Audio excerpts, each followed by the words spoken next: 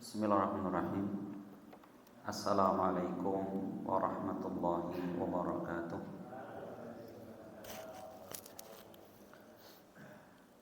Alhamdulillah, wassalatu wassalam ala rasulillah wa ala alihi wa ashabihi wa man tabi'ahum bi ihsanin ila yaumiddin. Wa asyhadu an la ilaha illallah wahdahu la syarika lah wa asyhadu anna Muhammadan abduhu wa rasuluh sallallahu alaihi wa ala alihi wasallam. Qala Allah subhanahu wa ta'ala, ya ayyuhalladzina amanu taqullaha haqqa tuqatih wa la tamutunna illa wa antum muslimun. Ya ayyuhan nasu taqu rabbakumul ladzi khalaqakum min nafsin wahidah wa khalaqa minha zawjaha wa batha minhuma rijalan katsiran wa nisaa'a wattaqullaha alladzi tasaaluna bihi wal arham innallaha kana 'alaikum raqiba. Ya ayyuhalladzina amanu taqullaha wa qulu qawlan sadida yuslih lakum a'malakum wa yaghfir lakum dhunubakum wa may yuti'illaha wa rasulahu faqad faza fawzan 'azima. Amma ba'd. Ma'asyiral muslimin, jamaah sekalian rahimani wa rahimakumullah. Alhamdulillah, segala puji bagi Allah atas segala limpahan nikmat kepada kita semua. Di antara nikmat yang sangat besar yang Allah berikan kepada kita, ya, kaum muslimin dan secara umum bangsa Indonesia, adalah Allah masih memberikan kepada kita nikmat berupa rasa aman dan nikmat berupa kemerdekaan. Ya, nikmat aman Bapak sekalian, ini adalah nikmat yang sangat patut wajib untuk kita syukuri. Kenapa? Nabi Ibrahim alaihissalam ketika beliau berdoa kepada Allah, ketika beliau pertama kali menginjakkan kakinya di kota Mekah atau cikal bakal kota Mekah, apa doa yang dipanjatkan Ibrahim? Beliau berdoa, Rabbij'al hada baladan aminan warzuq ahlahu minas samarati man amana minhum billahi wal yaumil akhir. Ya Allah, jadikanlah negeri ini, itu negeri Makkah sebagai apa? Baladan aminan, negeri yang aman. Habis itu apa? Baru kemudian warzuq ahlahu minas samarat, dan berilah rizki, ya, kepada penduduknya berupa buah-buahan, ya, bagi orang yang beriman kepada Allah dan hari akhir. Coba, Nabi Ibrahim meminta kepada Allah yang pertama kali nikmat aman, ya, baru yang kemudian minta berupa rizki. Kemudian Nabi kita Muhammad SAW ketika beliau melihat hilal di awal bulan, Pak, lihat ya, hilal ini bulan baru gitu. Apa di antara zikir yang beliau ucapkan? Allahumma ahillahu alaina bil amni wal iman wassalamati wal islam wat taufiq lima yuhibbu rabbuna wa yarda. Ya Allah, jadikanlah bulan ini bulan yang penuh dengan keamanan dan keimanan, bulan yang penuh dengan keselamatan dan keislaman. Dan aku mohon kepada Engkau ya Allah, ya, agar apa? Kita mendapatkan taufik dari Allah dengan apa yang Allah cintai dan Allah ridhoi. Apa yang pertama diminta? Minta kepada Allah bulan yang penuh dengan keamanan, ya, baru kemudian keimanan.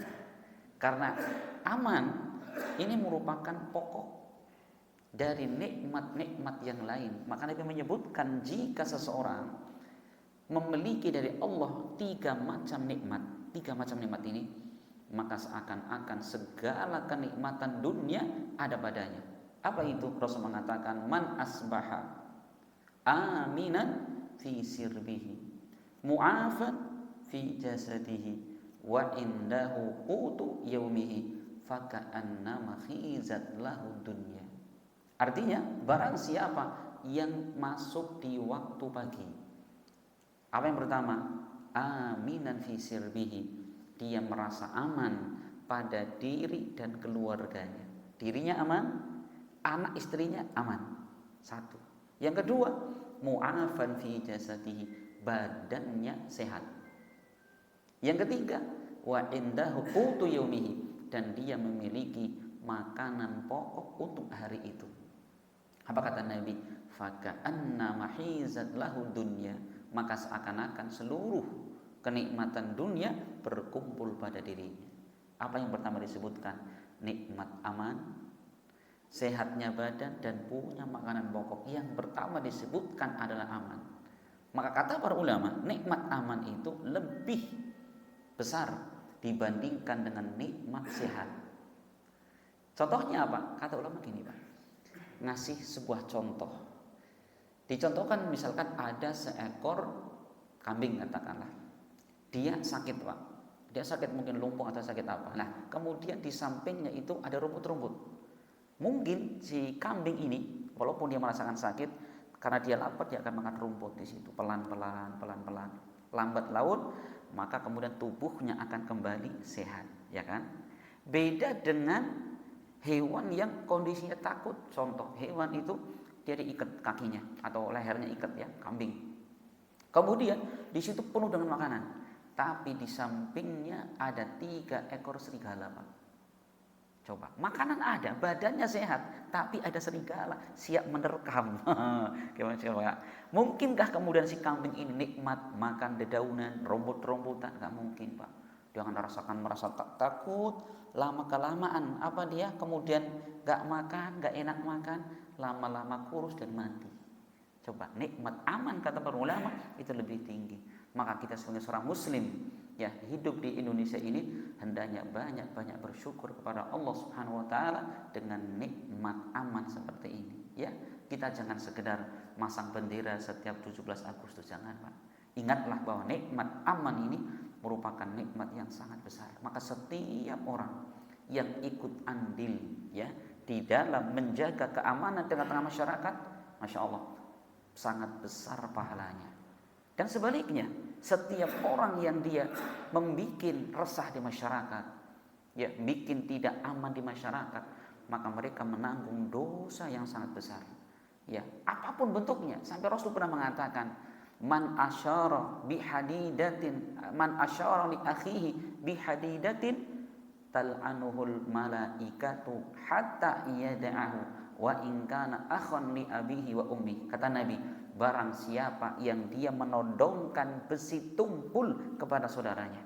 Besi tumpul, Pak, bukan pistol, bukan pedang, bukan samurai, Pak, tapi apa? Besi tumpul. Dia todongkan kepada saudaranya. Apa yang terjadi? Maka malaikat senantiasa melaknat dia. Sampai kapan? Sampai dia melepaskan todongan tersebut, walaupun yang ditodongkan adalah saudara sebapak dan seibunya. Coba, malaikat terus melaknat. Kenapa? Karena dia memasukkan rasa takut di dalam hati saudara muslimnya. Maka Masya Allah, seorang muslim ini kita diperintahkan Bapak sekalian untuk apa? Untuk menciptakan rasa aman pada diri, keluarga, dan masyarakat kita. Andaikan setiap muslim kita memiliki prinsip hidup seperti ini, bagaimana kita damai, ya, bagaimana di tengah-tengah masyarakat kita menciptakan keamanan, luar biasa. Kita menjadi orang yang sangat bermanfaat untuk orang lain, dan itulah manusia terbaik. Khairun nasi anfa'uhum linnas. Sebaik-baik manusia adalah yang paling bermanfaat untuk orang lain. Silahkan apa yang kita mampu, ya, baik kita punya tenaga, pikiran, harta, punya ilmu, punya jabatan, gunakan itu semua untuk memberi manfaat dan kemudahan kepada orang lain, agar kita menjadi manusia terbaiknya. Maka ma'asyiral muslimin rahimani wa rahimakumullah, insyaallah kita akan kembali melanjutkan pembahasan kita, ya, masih menjelaskan di dalam tafsir surat An-Nazi'at, ya, tafsir surat An-Nazi'at. Dinamakan surat An-Nazi'at Karena memang di ayat yang pertama Allah bersumpah dengan An-Nazi'at. Apa kemarin maknanya? An-Nazi'at adalah malaikat. Ya, jika Allah berfirman Bismillahirrahmanirrahim wan nazi'ati gharqa. Demi malaikat yang mencabut nyawa manusia dengan keras, yaitu nyawanya orang-orang yang kafir kepada Allah Subhanahu wa taala. Wan nasyitati nashta, dan demi ya malaikat yang mencabut nyawa dengan lemah lembut, yaitu ketika malaikat mencabut rohnya orang-orang beriman. Karena malaikat akan mengatakan ya ayyatuhan nafsul mutmainnah irji'i ila rabbiki radiyatan mardiyah. Ya, dia mengatakan wahai jiwa yang baik, keluarlah kalian menuju ampunan Allah ya dan keridhaannya. Maka digambarkan Rasulullah kemudian rohnya itu keluar seperti apa? Air yang keluar dari ceret atau teko, Pak. Makles gitu, Pak. Masya Allah. Itu keadaan malaikat ketika mencabut rohnya orang-orang beriman. Kemudian wasabihati sabha. Ya, dan demi malaikat yang turun dari langit dengan cepatnya. Jadi kecepatan malaikat ini disebutkan para ulama ini lebih cepat daripada kecepatan jin.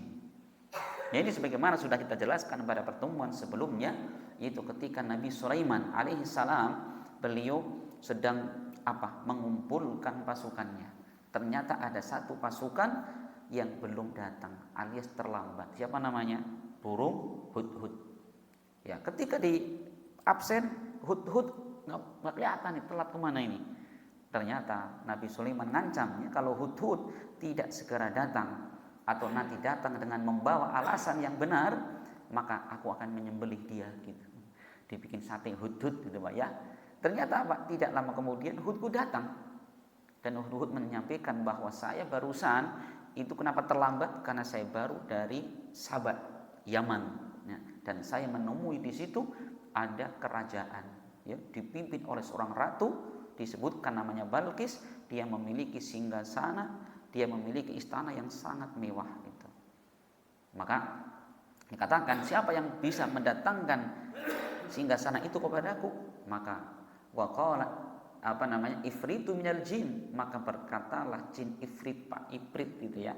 Dia mengatakan saya siap mendatangkan singgasana itu sebelum Anda wahai Sulaiman meninggalkan tempat dudukmu itu. Ternyata apa? Datang makhluk yang lain mengatakan, ya Sulaiman, saya bisa. Ya, ini disebutkan orang soleh ini. Orang soleh mengatakan, saya siap mendatangkan istana itu sebelum Anda mengedipkan mata. Ternyata apa? Orang soleh ini dia berdoa kepada Allah Subhanahu wa taala agar apa? Agar memerintahkan malaikat untuk memindahkan si istana itu. Masya Allah. Maka malaikat yang mampu sekalian dengan izin Allah untuk apa? Memindahkan sekejap mata. Tiba-tiba sudah ada di hadapan Nabi Sulaiman alaihissalam. Di sini ya.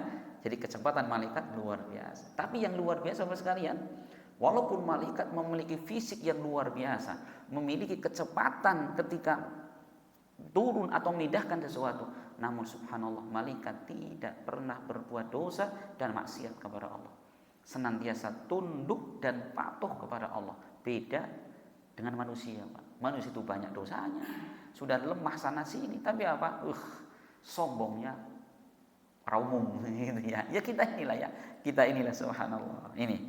Kemudian ya, fasabiqati sabqa, dan demi malaikat yang mereka mendahului. Ini menguatkan tentang cepatnya malaikat. Falmudabbirati amra, dan demi malaikat yang mengatur urusan. Jadi malaikat Allah itu ada yang ditugaskan untuk menghidupkan bumi, ya, menurunkan hujan, menumbuhkan tumbuhan dan lain sebagainya. Kemudian Allah mengatakan, ini ayat akan kita baca, yauma tarjufur radifah. Maka ingatlah. Nah, ini ayat akan kita baca. Ya, yauma tarjufur radifah. Dan ingatlah ketika kalian nanti akan dibangkitkan pada hari kiamat. Radifah yaitu apa? Ketika tiupan sangkakala yang pertama kali. Ya, jadi disebutkan oleh para ulama bahwa Allah Subhanahu wa taala memerintahkan malaikat Israfil untuk meniupkan sangkakala sebanyak 2 kali. Maka di situ tatba'u harradifah. Kemudian tiupan itu diikuti dengan tiupan yang kedua. Jadi para ulama seperti Ibnu Katsir menjelaskan bahwa malaikat Israfil ketika meniupkan sangkakala, maka apa? Tiupannya sebanyak 2 kali. Tiupan yang pertama, apa yang terjadi? Ini yang terjadi adalah yaitu apa? Kehancuran alam semesta. Ya, sebagaimana surat yang sudah kita baca dalam surat Al-Infitar, Allah mengatakan idzas samaa'u fatarat wa idzal kawakibu intasarat wa idzal biharu fujirat. Ingatlah ketika langit infatarat itu terbelah. Wa idzal kawakibu intasarat, dan ketika bintang-bintang jatuh berserakan. Wa idzal biharu fujirat, dan ketika lautan ini meluap. Bahkan disebutkan dalam sebuah riwayat, meluapnya itu bukan lagi air laut, tapi apa? Luapannya adalah api, Pak. Subhanallah, ya kuasa Allah. Lautan yang sekarang isinya adalah air, nanti ketika datang hari kiamat meluap, luapannya adalah api. Bayangkan. Ya. Iya. Ini tiupan yang pertama. Ya, sebagaimana Allah menyebutkan dalam surat Az-Zumar ayat 68. Wa nufikha fis suri fasa'iqa man fis samawati wa man fil ardi illa man sya'allah. Dan ditiupkan sangkakala. Perhatikan, tiupan pertama apa terjadi? Fasa'iqa man fis samawati wa man fil ard. Maka semua makhluk yang ada di langit dan di bumi mati semua, Pak. Ini tiupan yang pertama, mati. Kecuali orang-orang yang Allah kehendaki. Berarti tidak semua makhluk mati. Siapa di antara yang belum mati? Malaikat maut. Jangan gitu. Kenapa? Malaikat maut ini ditugaskan Allah untuk mematikan dulu. Begitu orang sudah mati semua, baru Allah matikan juga malaikat maut. Itu di antaranya, ya. Masya Allah, dimatikan semua. Nah, ini tiupan yang pertama. Kemudian apa? Tatba'u harradifah. Kemudian tiupan pertama itu diikuti dengan tiupan yang kedua. Nah, sekarang pertanyaannya itu jaraknya berapa jam? Jaraknya berapa saat gitu loh. Maka di dalam sebuah hadis yang diriwayatkan Bukhari Muslim, Rasul pernah mengatakan ma baina an-nufkhataini arba'un. Jarak di antara dua tiupan adalah 40. Berapa, Pak? 40. Nah, maka para sahabat saat itu, ya, para sahabat bertanya kepada Abu Hurairah, ya Abu Hurairah, arba'una yauman. Ya Abu Hurairah, apakah yang dimaksudkan Nabi itu adalah 40 hari? Maka kata Abu Hurairah, itu aku tidak bisa memastikan. Ditanya lagi, au arba'una syahran, ataukah 40 bulan? Abu Hurairah boleh mengatakan, itu aku tidak bisa memastikan. Ditanya lagi, apakah 40 tahun? Beliau kembali menjawab, itu aku tidak bisa memastikan. Berapa jarak antara tiupan yang pertama dan kedua? Abu Hurairah tidak bisa memastikan. Rasul hanya mengatakan jaraknya adalah 40. Bisa mungkin 40 hari, 40 bulan, atau yang lainnya gitu, Pak. Masya Allah. Ya. Nah, kemudian apa? Setelah manusia itu tadi ditiupkan sangkakala dan semua mati, ya, maka apa?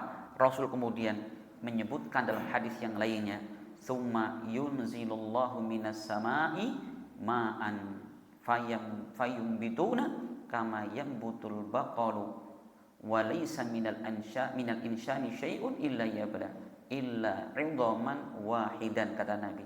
Kemudian setelah Allah mematikan seluruh manusia tadi kan, tiupan pertama kan, maka apa kata Rasul kemudian mengatakan, kemudian Allah menurunkan air dari langit. Allah turunkan air dari atas, ya, seperti air hujan gitu ya. Apa yang terjadi?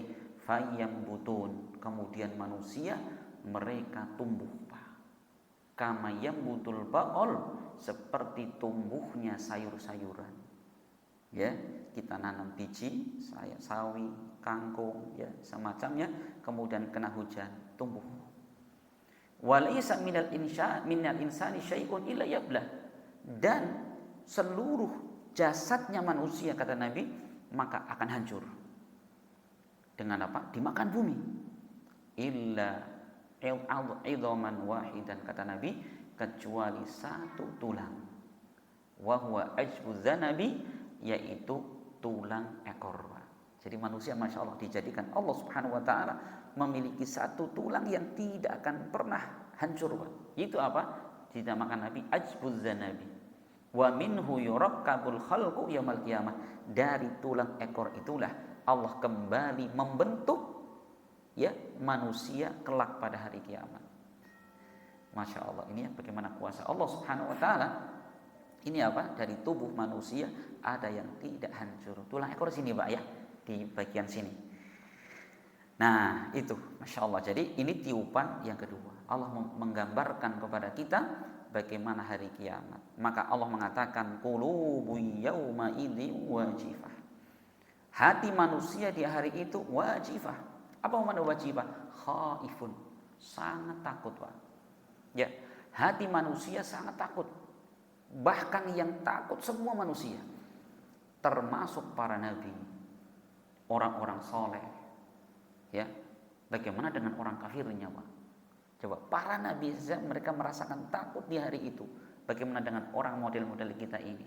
Sampai Allah ketika mengkhabarkan, menjelaskan bagaimana keadaan orang-orang pendosa ketika di hari kiamat. Coba, Allah menyebutkan dalam surat Thaha ayat 102. Allah mengatakan wa nahsyurul mujrimina yauma idzin zurqa. Ya, dan kami kata Allah akan mengumpulkan, membangkitkan orang-orang yang pendosa di hari itu zurqa. Apa zurqa?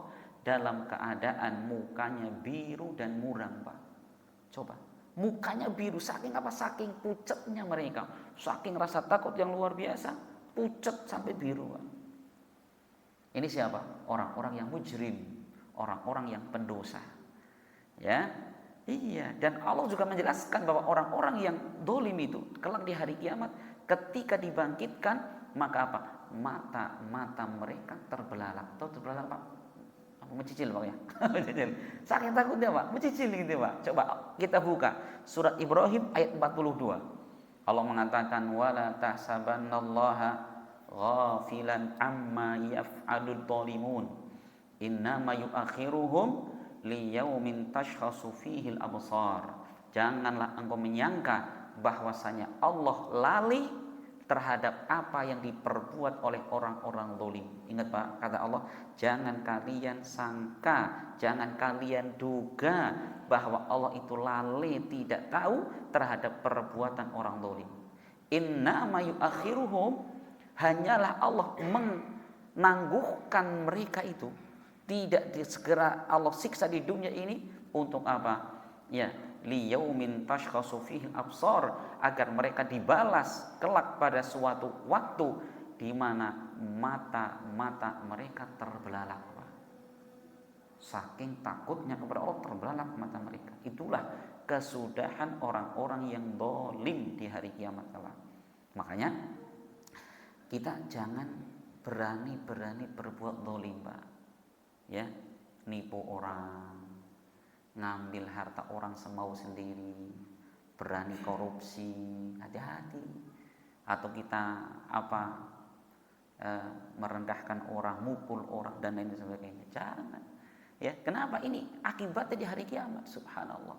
Ya, nikmatnya tidak seberapa, tapi akibatnya luar biasa. Nah, sampai Allah mengatakan, coba di kelanjutan ayatnya masih surat Ibrahim itu, Allah masih menjelaskan bagaimana keadaan orang-orang yang zalim pada hari kiamat. Dan Allah mengatakan wa afidatuhum hawa, dan dada-dada mereka hawa. Apa hawa? Kosong, Pak. Apa maknanya nih? Coba Pak, di hari kiamat orang-orang yang zalim, orang-orang yang berbuat maksiat kepada Allah, dada mereka kosong. Kata para ulama, yaitu bahwa jantungnya mereka ini akan apa? Yang tadinya berada di dada akan naik. Coba Pak, copot jantungnya Pak, naik gitu. Kosong di sini. La haula wala quwata illa billah. Ini gambaran dari Allah Subhanahu wa taala keadaan manusia di kala itu. Qulubu yauma idzin wajifah. Hati-hati mereka di hari itu sangatlah takut, Pak. Maka jangan kita sekarang menganggaplah saya mah backingannya wong pusat. Nah, gitu. Saya mah ini banyak, astagfirullahaladzim. Jangan berani-berani kita, subhanallah ya. Iya mungkin, iya di dunia ini kita terlepas dari hukuman dunia, tapi ingat hukuman Allah di hari kiamat tidak mungkin akan dibayar dengan seberapapun harta kita. Maka Bapak sekalian, subhanallah, di hari kiamat kelak orang-orang yang ingkar kepada Allah Subhanahu wa taala, mereka akan apa? Akan ditawari Allah. Ya. Ini orang-orang yang masuk neraka Bapak sekalian,